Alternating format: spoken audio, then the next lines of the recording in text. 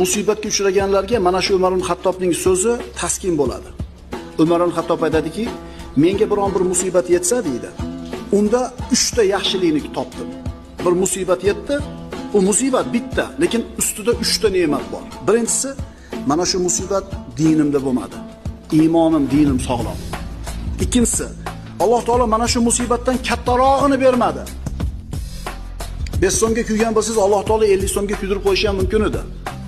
Uchinchisi, Alloh taolo mana shu musibat sababli menga ulkan ajrlarni beradi. Ey Xudo, men senga nima yozuvdim?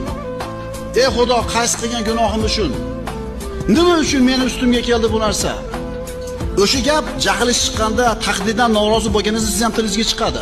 Mana shu insonni kufrga olib borib qo'yadigan ishlardan. Chunki bir ish bo'ldimi? Demak Alloh taqdir qilibdi shuni. Endi bu bo'lganidan keyin demak Alloh shuni yozgan ekan deydi, rozi bo'ladi.